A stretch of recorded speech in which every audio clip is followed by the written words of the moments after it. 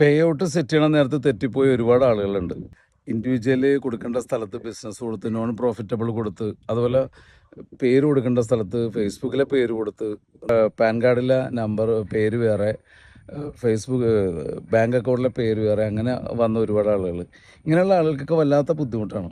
അപ്പോൾ നിങ്ങളോട് എനിക്ക് പ്രത്യേകം പറയാനുള്ളൊരു കാര്യം, പേ ഔട്ട് ധൃതി പിടിച്ച് ചെയ്യരുത്. ഒന്നില്ലെങ്കിൽ കണ്ടൻറ് മോണിറ്റൈസേഷൻ നിങ്ങൾക്ക് എനേബിൾ ആകുമ്പോൾ, അതല്ലാന്നുണ്ടെങ്കിൽ സ്റ്റാർ എനേബിൾ ആകുമ്പോൾ, അതല്ലാന്നുണ്ടെങ്കിൽ സബ്സ്ക്രിപ്ഷൻ എനേബിൾ ആകുമ്പോൾ. അപ്പോൾ ഇങ്ങനെയൊക്കെ എനേബിൾ ആകുമ്പോൾ മാത്രം നമ്മൾ പേ ഔട്ടിനെ കുറിച്ച് ചിന്തിച്ചാൽ മതി. ധൃതി പിടിച്ച് നേരത്തെ പേ ഔട്ട് സെറ്റ് ചെയ്ത് തെറ്റാക്കി പോയാൽ വലിയ പാടാണ് പിന്നെ അത് ശരിയാക്കാൻ. അപ്പോൾ അതുകൊണ്ട് നിങ്ങൾ പല ആളുകളും വീഡിയോ ചെയ്തിട്ടുണ്ട് ഈ പേ ഔട്ട് എങ്ങനെ സെറ്റ് ചെയ്യാമെന്ന്. ഞാനും ചെയ്തിട്ടുണ്ട്.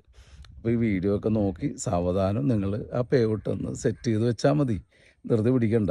ഈ ഓണത്തിന് മുമ്പ് ഏൽപ്പിച്ച എല്ലാ ആളുകളുടെയും നമ്മളത് സെറ്റാക്കി കൊടുത്തിട്ടുണ്ട്. 3 പേർക്ക് മാത്രമേ ഇത് സെറ്റാകാനുള്ളൂ. ഈ ഓണത്തിന് ഒരു സന്തോഷമായതുകൊണ്ട് ഓണത്തിന് അവർക്ക് എല്ലാവർക്കും പേയ്മെൻറ്റ് കിട്ടി. ഈ 3 പേർക്കും കിട്ടിയില്ല. അവർക്ക് അടുത്ത് അവരുടെ ചില സാങ്കേതിക പ്രശ്നം കൂടി ഉള്ളതുകൊണ്ടാണ് അവർക്ക് കിട്ടാതിരുന്നത്. ബാക്കിയുള്ള എല്ലാവർക്കും ഓണത്തിന് അവർക്ക് പൈസ കിട്ടി.